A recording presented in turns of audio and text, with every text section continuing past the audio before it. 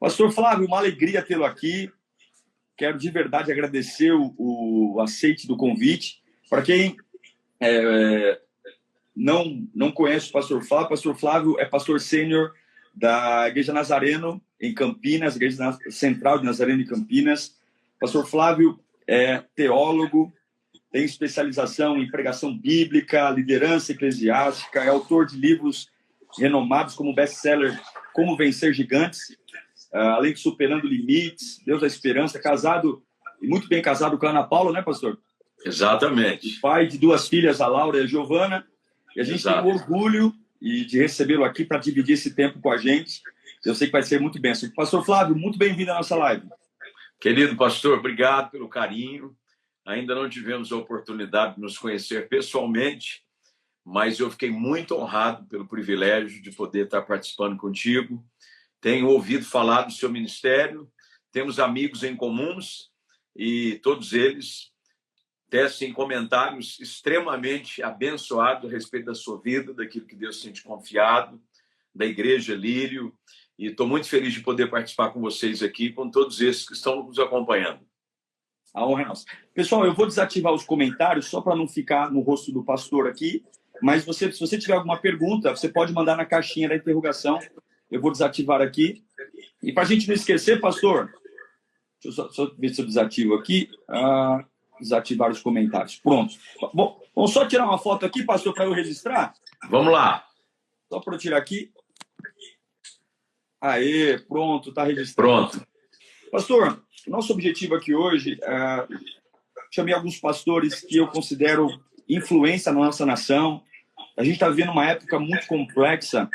E a primeira pergunta que eu queria te fazer hoje, além da pandemia, né, do isolamento social, o Brasil também vive uma crise que nós chamamos, ou que eu poderia chamar, de um desgaste político muito forte, né? Uma polarização muito forte.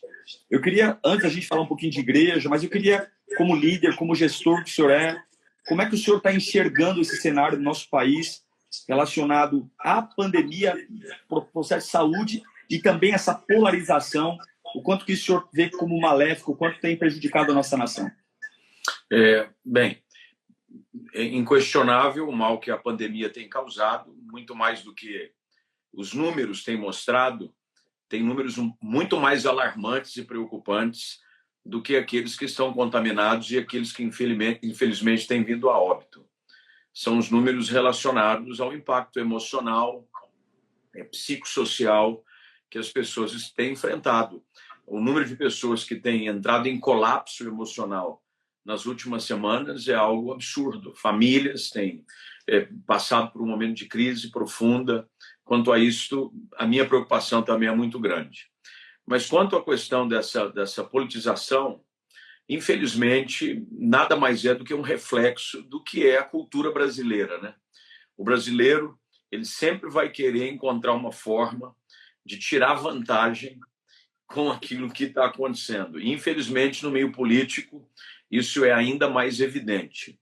O que nós temos notado é uma falta de humanidade, de respeito à vida por parte de alguns governantes, e aqui não cabe a nós apontar e nem nomear, para não criar nenhum tipo de desconforto, mas claramente eles estão olhando para o seu próprio umbigo, né? Sim. Estão olhando para esse problema e enxergando uma plataforma política para já projetar uma carreira ou uma eleição que está surgindo municipal para alguns meses. Então, infelizmente, é algo que o povo sofre. E dentro dessa cadeia, sempre estoura no ponto mais fraco, que é o pobre. Sim, exatamente. Você estava vendo, hoje eu estava assistindo alguns documentários de pessoas indo ter que atualizar o seu CPF. Gente pobre, gente miserável, gente sem ter o que comer, gente que vive da misericórdia de Deus e dos outros. E a gente, às vezes, não olha com um olhar que deve ser olhado. E a minha preocupação é muito grande, né? Sobre a corrupção, a maldade do coração das pessoas, ela só aflora em momentos como esse. Desculpa estender a colocação, pastor, mas duas coisas normalmente costumam aflorar nesse momento. A generosidade das pessoas e a maldade das pessoas. Sim. tem muita gente generosa, muita coisa positiva acontecendo nesse momento. Mas também aflora-se a maldade das pessoas. Afinal de contas, a pessoa põe para fora o que está dentro dela. Sim, e a gente vive uma época que todo mundo tem voz, né?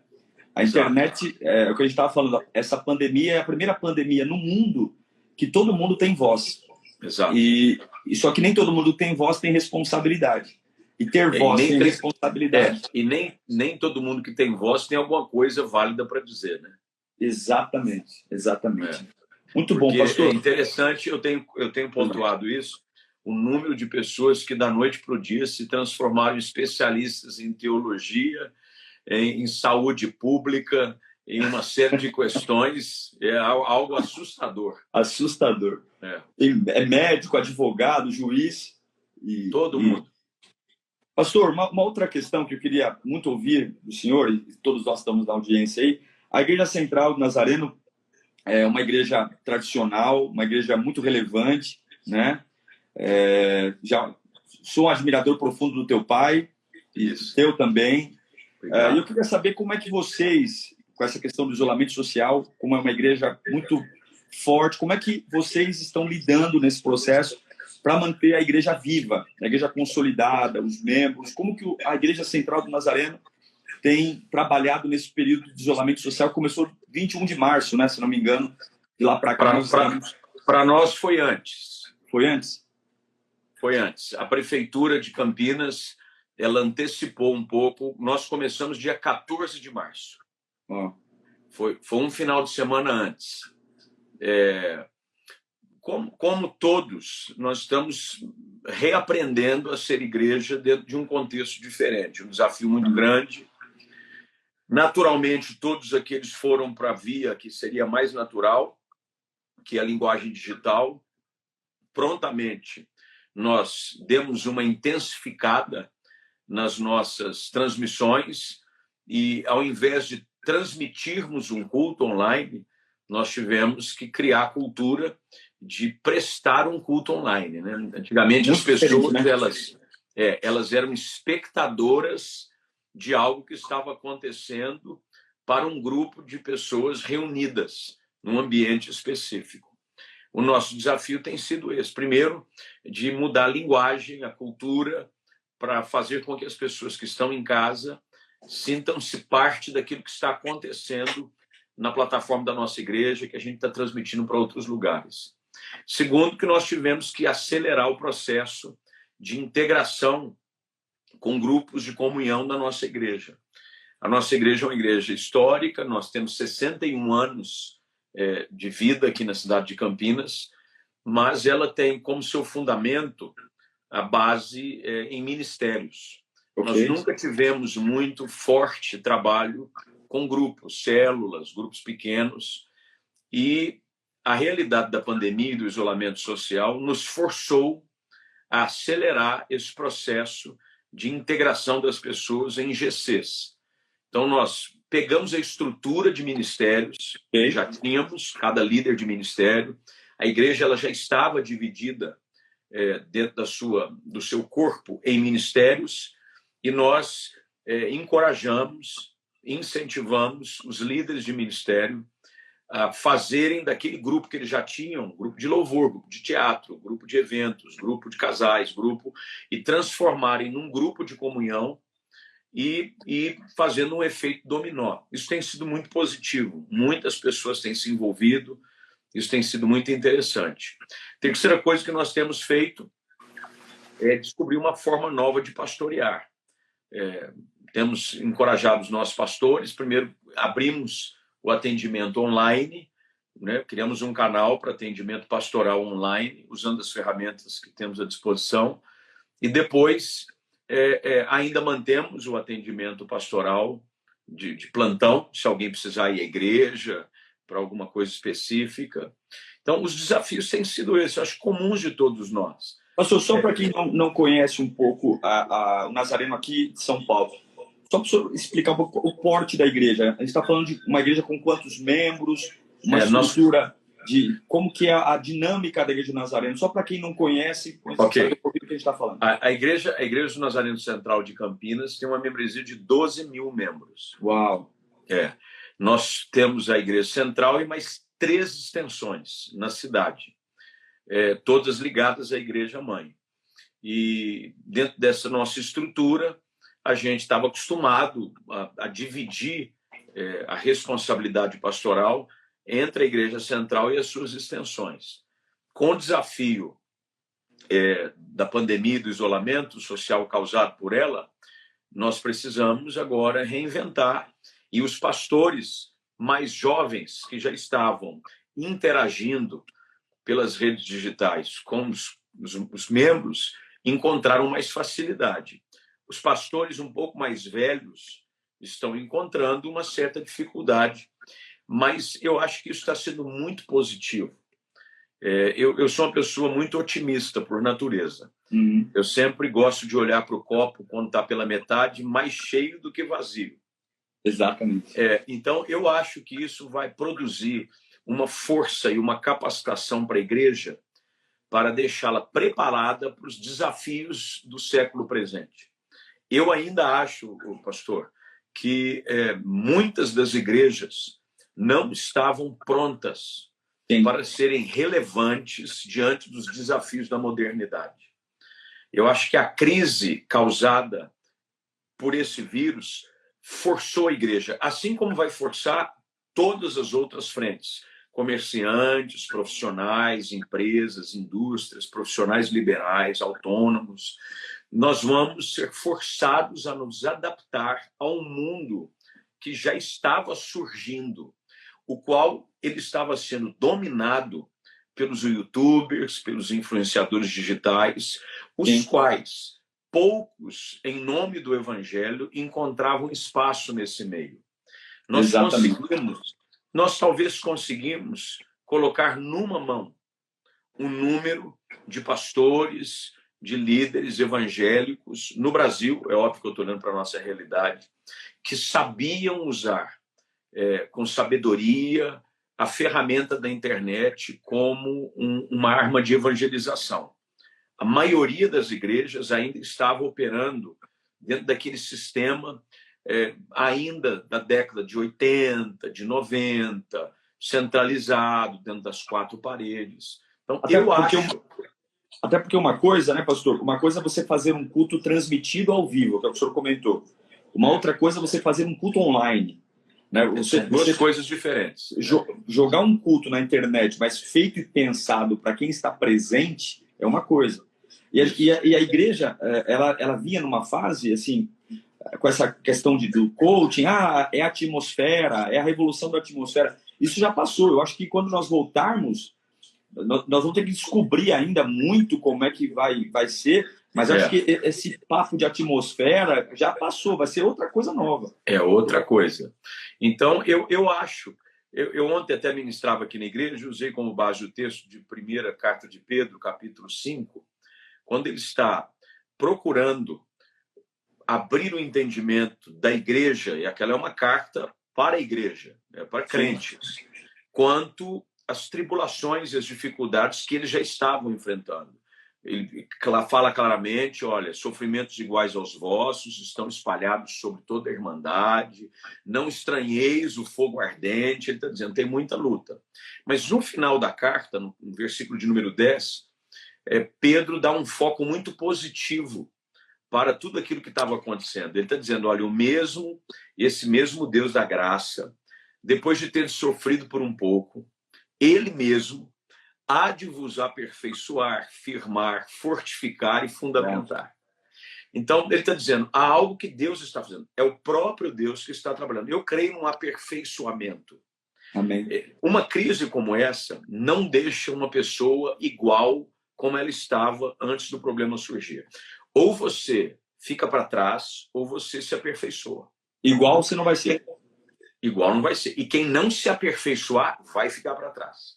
Exatamente. As igrejas, os líderes, que não se aperfeiçoarem, que não souberem usar a linguagem digital, usar os recursos, conversar online, saber ministrar para uma câmera, conversar com quem está em casa, vai sofrer demais, em duras penas, essa pressão. Porque alguns estão ainda olhando, e eu sou uma pessoa, ao mesmo tempo, otimista, muito realista.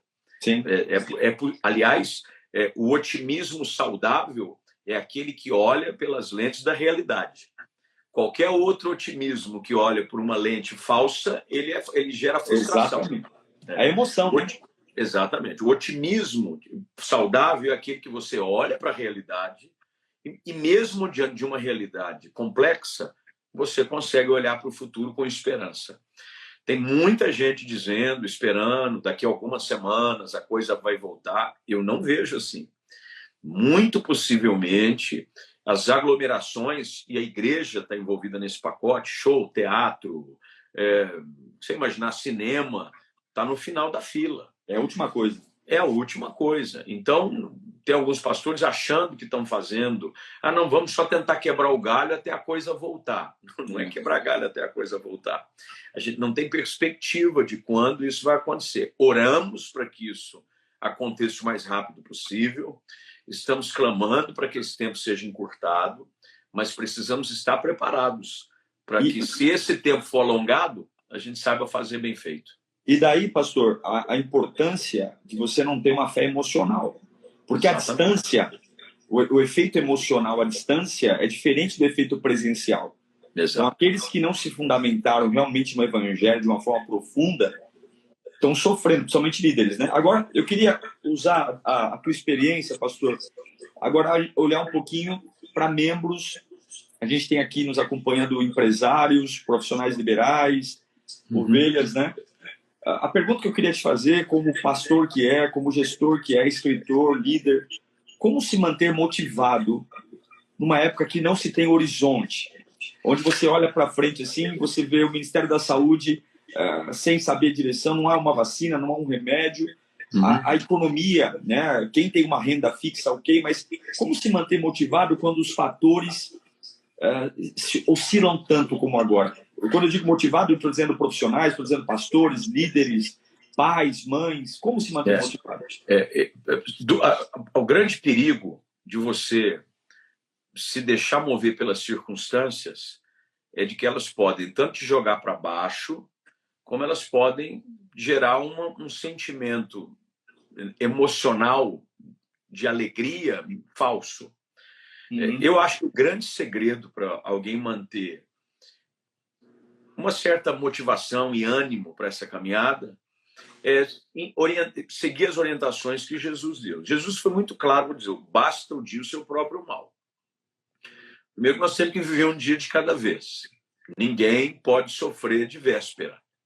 Nós não tem como. Se você começar a trabalhar com estatísticas, com projeções, com aquilo que o Ministério da Saúde está falando, a pessoa desespera. O que nós precisamos entender é de que o Senhor disse, primeiro, de que Ele cuidaria de nós todos os dias. A provisão do Senhor ela é diária. Não é? Quando o Senhor Jesus fala sobre a ansiosa solicitude da vida, quanto à observação dos pássaros, aos lírios do campo, da forma como se vestem, Ele está falando, nenhum deles se preocupa como vai ser o amanhã. Então, o que nós temos que fazer? Nós temos que trabalhar primeiro com a perspectiva do hoje. É o hoje. O hoje é o seguinte, o meu desafio é hoje. Assim como houve uma mudança repentina, no nosso caso, como igreja, houve um decreto que saiu no final de uma sexta-feira à noite, o qual mudou imediatamente a perspectiva de um final de semana. Quer dizer, mudou.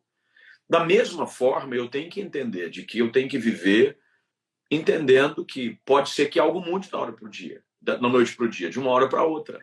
Então, eu acho que a maneira de se manter animado, primeiro é essa, é viver um dia de cada vez. Segundo, é manter a sua mente ocupada com coisa boa. Se você ficar simplesmente antenado com aquilo que estão falando, o que alimenta a nossa alma é a palavra.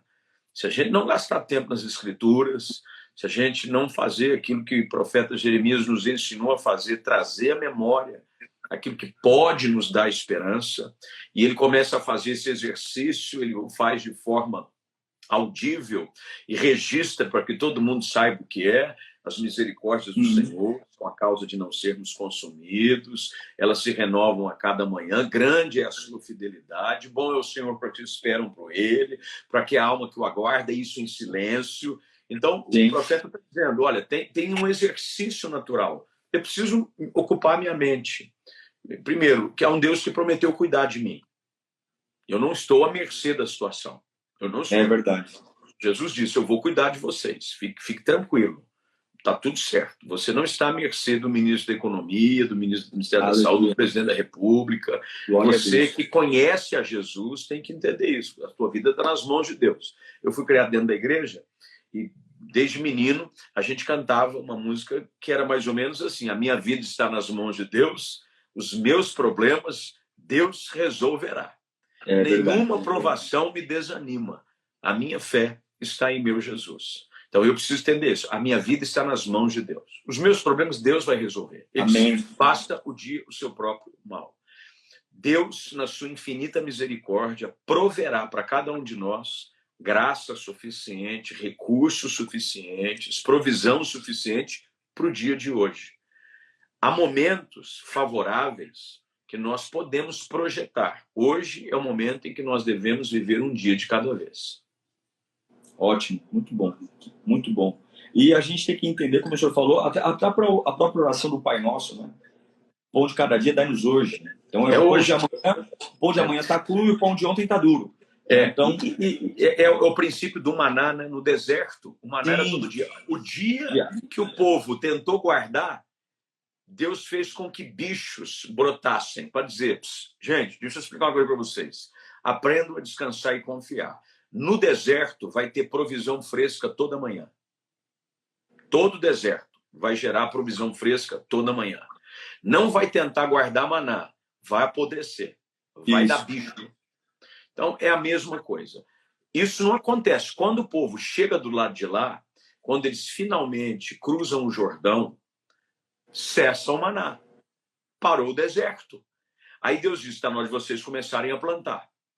Está na hora de vocês começarem a programar.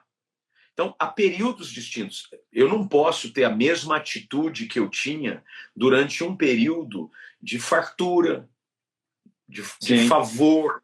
Agora é um momento... Muito bem, eu agora estou no deserto.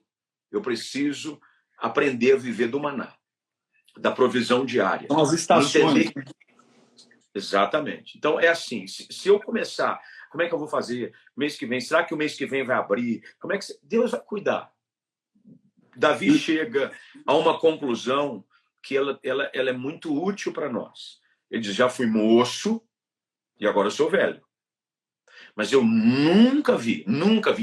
O que ele está querendo dizer é o seguinte, é forte, nem no momento em que eu fugia de Saul, que eu habitava em caverna, eu ainda não era rei, eu era apenas uma promessa de um rei, eu vivia fugido, eu já fui moço e agora já sou velho.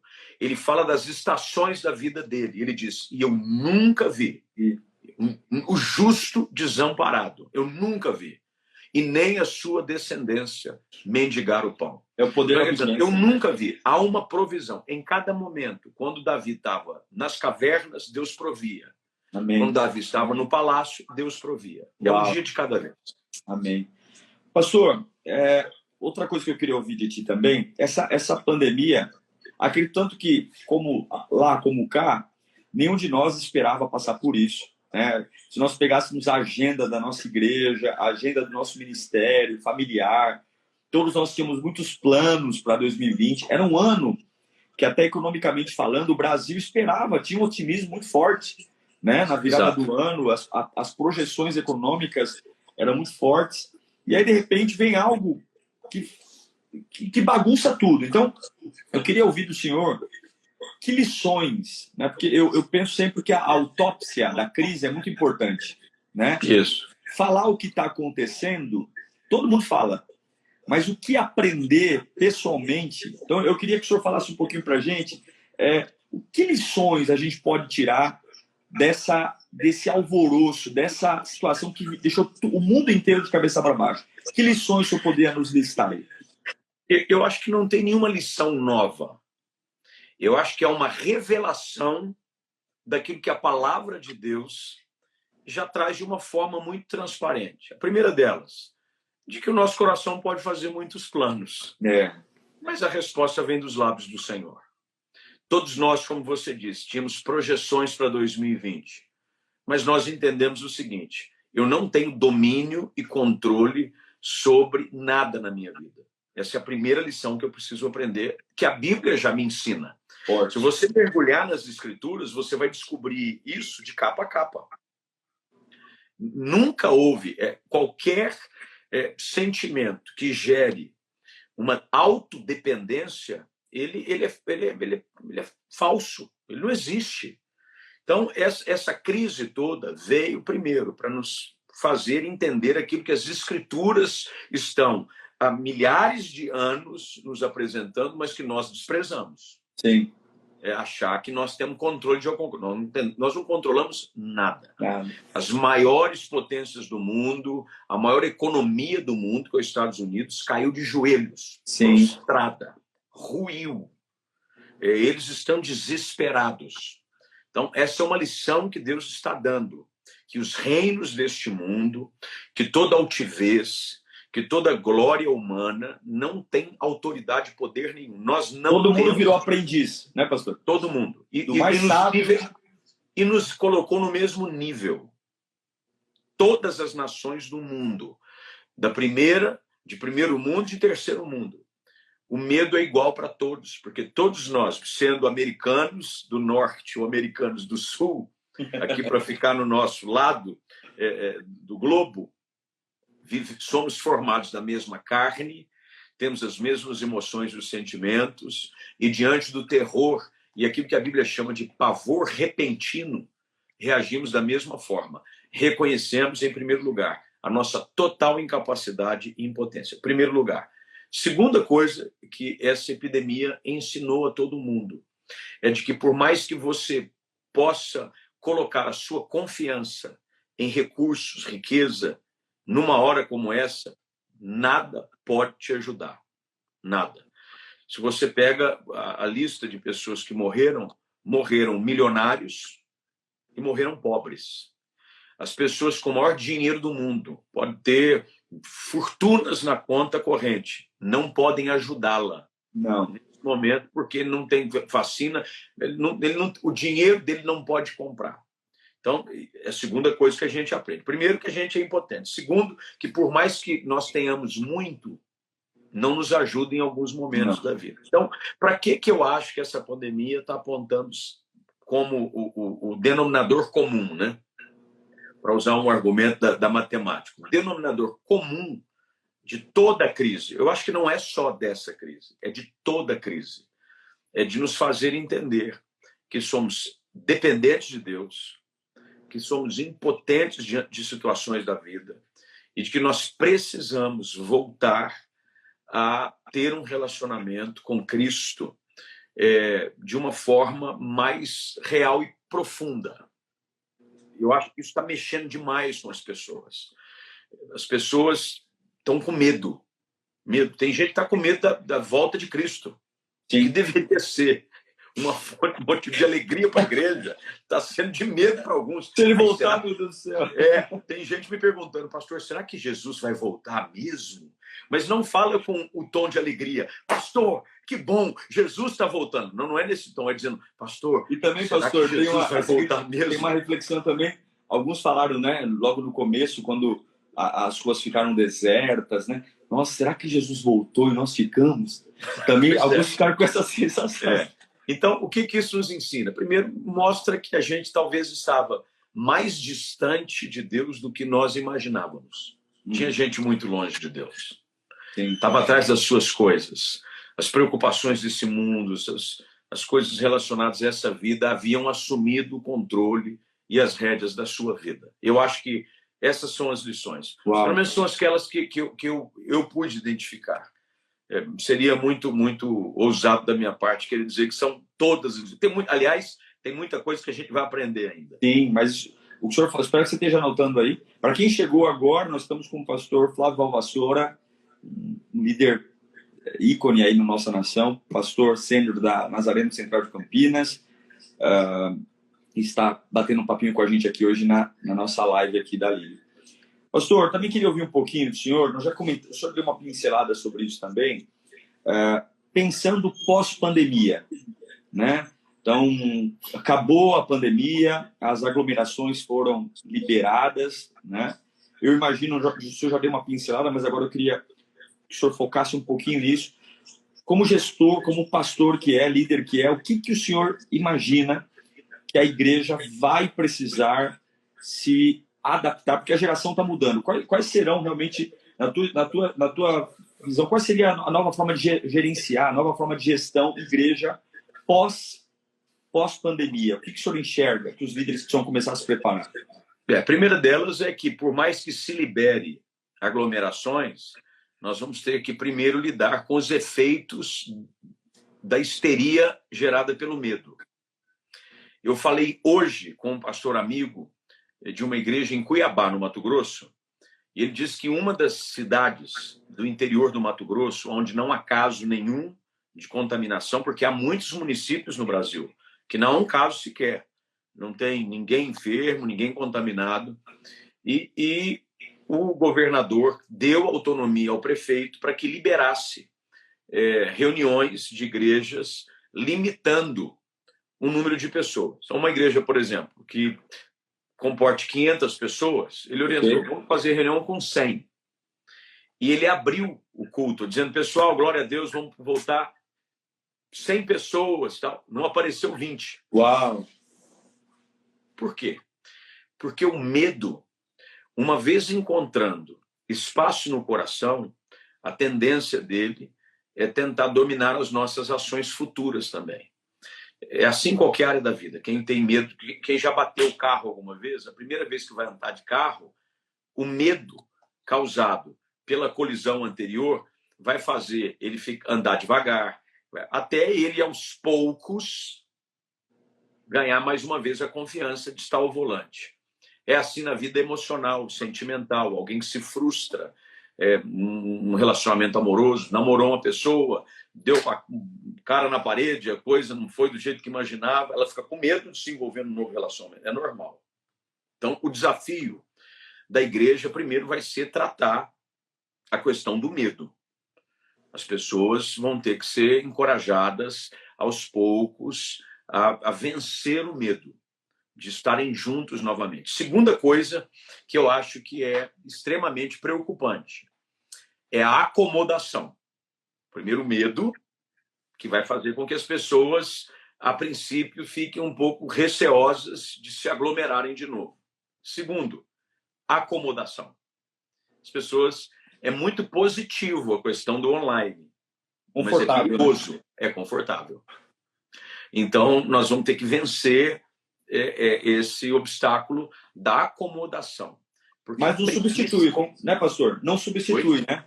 Por mais que...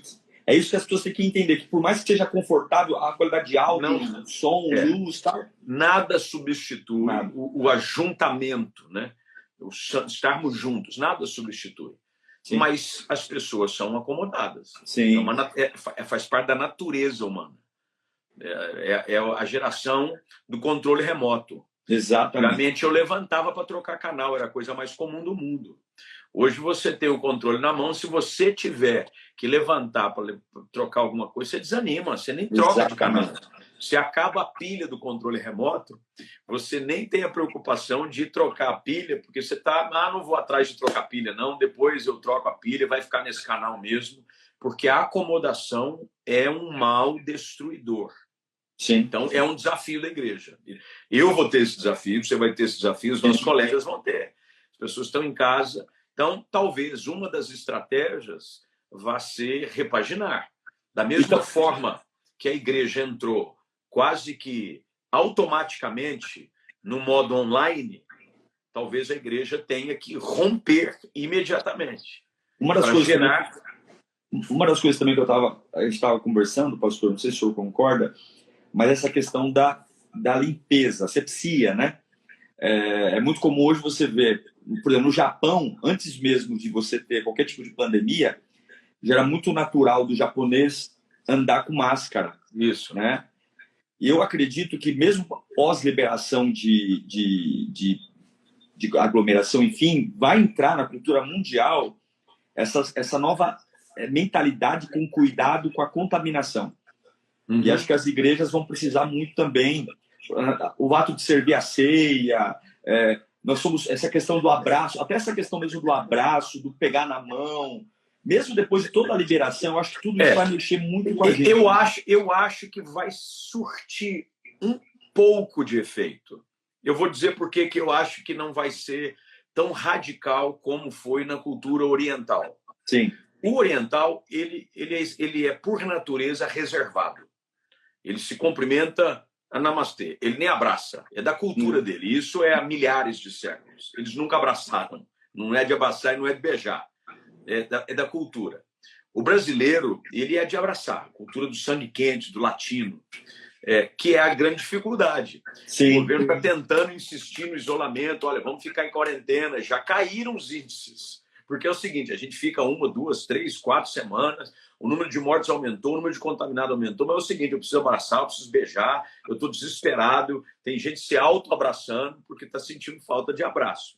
Então, eu creio que vai ter, de alguma maneira, esses efeitos. Mas, independente da medida que esse efeito vai ter, a igreja precisa estar atenta a esses sinais para poder responder à altura. Não é? Nós nunca devemos negociar a essência da nossa mensagem, isso não pode ser nunca negociado, mas a forma como essa mensagem vai ser anunciada e como ela vai se adequar ao contexto é extremamente relevante e importante. Sim, concordo. Exatamente. Uau, pastor. Glória a Deus. Pastor, eu tenho 2 pontos finais, depois eu vou abrir um pouquinho aqui para o pessoal. A gente tem 8 minutinhos aqui para terminar, tem que fazer um sorteio também. Mas eu queria que o senhor colocar 2 questões e o senhor englobe em uma. Ok.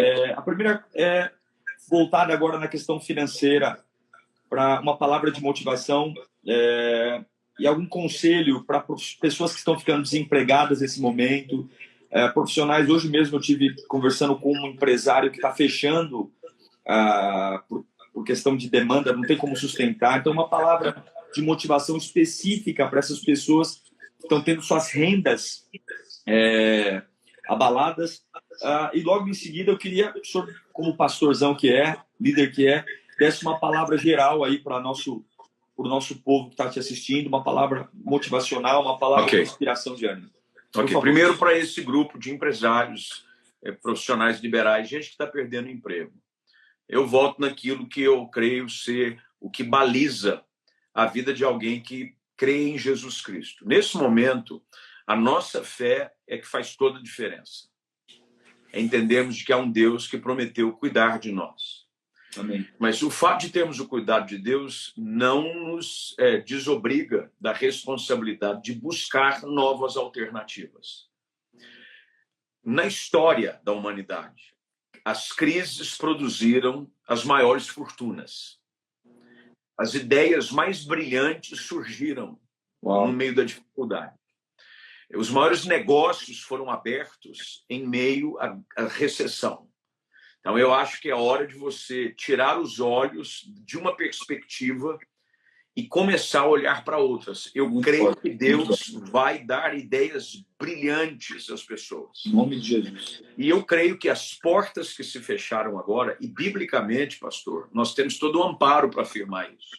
Não há um caso sequer nas Escrituras de que alguém passou por um momento de privação e esse momento de privação não antecedeu um tempo de promoção.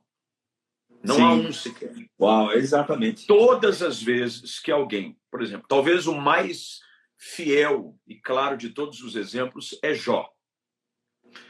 Independente da motivação, a gente sabe que foi algo que o diabo veio, disse, é claro, ele recebe tudo, Deus não pode dar. Ele perdeu a sua saúde, ele perdeu sua família, ele perdeu seus bens, ele perdeu sua fortuna, mas ele não negociou a sua fé. Se há algo que eu posso afirmar para cada um desses que estão ouvindo, e agora eu englobo dentro dessa palavra de esperança e encorajamento a todos, não negocie a sua fé. Amém. Paulo termina a sua jornada ao escrever a sua segunda carta a Timóteo com um versículo que é célebre. Ele diz: eu combati o bom combate, eu completei a carreira. Mas ele termina dizendo: eu guardei a minha fé. Eu guardei a minha fé. Eu combati todos os combates. Ele foi perseguido, ele foi apedrejado, ele sofreu um naufrágio, ele foi traído. Ele diz: eu combati. Eu completei a carreira. Não desanime. Glória a Deus. Não desanimar é a chave para você chegar. Não desista. Continue firme e guarde a sua fé. O justo vive pela fé. O justo não vive pelo emprego, o justo não vive pela empresa, o justo vive pela fé, que vai te sustentar. Então, para todos aqueles que nos acompanham, fé, perseverança, combata o bom combate, não desanime, fique firme, olhe para frente, esse tempo vai passar. E quando ele passar, daqui a algum tempo você vai olhar para trás e vai poder dizer, como o salmista disse: foi-me bom ter passado pela aflição, para que eu aprendesse os seus mandamentos. Muito bom. A gente vai, assim como José, um dia lembrar de um poço e dizer assim: ainda bem que me jogaram lá dentro. Graças a Deus. Me fez chegar ao governo do Egito. Graças a Deus por aquele bendito poço. E eu sei que não vai ser diferente com a gente. Em nome de Jesus. Se a gente não suporta a pressão do nível que está, não está pronto para o próximo nível. Nunca. Eu disse isso ontem. Há um documentário, e só para eu fechar e eu passo a bola para você fazer seu sorteio. Eu posso participar do sorteio? Claro. Eu vou querer participar do sorteio também. Você não vai sortear, você já vai ganhar, não vai concorrer. Por favor. Maravilha. Agradeço o carinho. Tem um documentário, eu citei ontem no History Channel, sobre a Segunda Guerra Mundial. A Segunda Guerra Mundial foi o laboratório que preparou os 6 seguintes presidentes americanos. Todos os presidentes que vieram depois da Segunda Guerra Mundial lutaram na Segunda Guerra Mundial. Eisenhower foi o primeiro, aí depois você pega John Carter, você pega Richard Nixon, você pega John Kennedy e você pega até Ronald Reagan.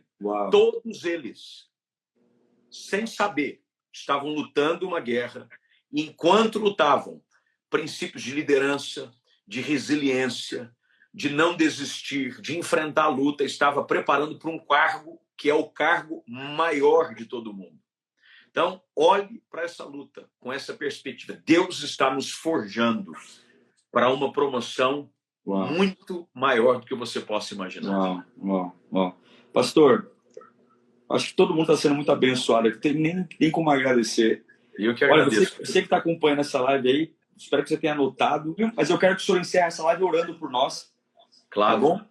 A gente está com o pastor Flávio Valvassoura, de Campinas. Se você não segue ele, siga, homem de Deus. Compre seus livros, seu material. Pastorzão, para a gente descansar, para o senhor descansar, eu queria que o senhor fizesse uma oração, por favor, para abençoar nossas vidas, abençoar o povo, para que o Senhor realmente continue nos dando graça. Por favor, nos conduza nesse momento. Com certeza. Querido Deus, nós te damos graças em todo o tempo, porque o Senhor em todo o tempo é bom. A tua bondade, ela tem estado presente na nossa vida e a tua misericórdia tem nos sustentado até aqui. E que bom é saber de que o Senhor não nos abandona no meio do caminho. O Senhor disse que estaria conosco até o final de todos os dias. Essa foi a promessa do Senhor Jesus, que estaria conosco até a consumação dos séculos. Que bom é saber de que nós não estamos à mercê da economia, não estamos entregues a nós mesmos, mas estamos seguros nas tuas mãos. Amém, Jesus. Põe tua mão sobre cada uma dessas pessoas que nos acompanham através dessa live. Abençoa a vida do teu servo, pastor Diego, a sua igreja, as suas ovelhas, e que nós possamos aprender a confiar e depender de um Deus que há de suprir, conforme a promessa da sua palavra, cada uma das nossas necessidades em Cristo Jesus. Abre portas, sustenta os teus filhos, que, ó Deus, os empresários que nos acompanham, os profissionais liberais, aqueles que são funcionários de uma empresa, possam ser surpreendidos durante esse tempo com a provisão do alto sobre as suas vidas. Muda essa situação, pedimos que o Senhor dê graça nos profissionais de saúde, os guardando, os livrando, e que, ó Deus, Jesus, de alguma forma inexplicável, sobrenatural, a cura brote, que a saída possa surgir e que nós possamos em tudo tributar a glória e o louvor que é devido ao nome de Jesus Cristo, no nome de quem nós oramos, agradecidos. Amém e amém. Amém. Pastor, minha gratidão. Obrigado, querido, pelo carinho, viu? Deus te abençoe. Quero muito poder conhecê-lo pessoalmente. Seu pai, pastor Aguiar, é um ícone que eu sempre fui ouvir na Comunidade da Graça, do pastor Carlos Alberto Bezerra, quando eu sabia que teu pai ia estar por lá. E espero em breve trazer o senhor aqui na Lírio, vai ser uma alegria. Obrigado pela generosidade, pelo carinho, pela oportunidade de falar contigo. Saiba que é uma referência para nós todos aqui na Lírio e especialmente para mim e para minha família. Querido amigo, que Deus te abençoe. Eu falava com o Ronaldo ontem, o Ronaldo Bezerra, e a gente articulava para logo que acabar esse período de isolamento, marcar um dia para a gente estar junto, bater um papo, tomar um café e estreitar essa comunhão santa, em nome de Jesus. Será um privilégio, pastor. Um bom descanso, que Deus te abençoe. Obrigado por tudo e até logo. Amém, querido. Deus te abençoe. Fique na paz. Tchau. Amém. Deus abençoe.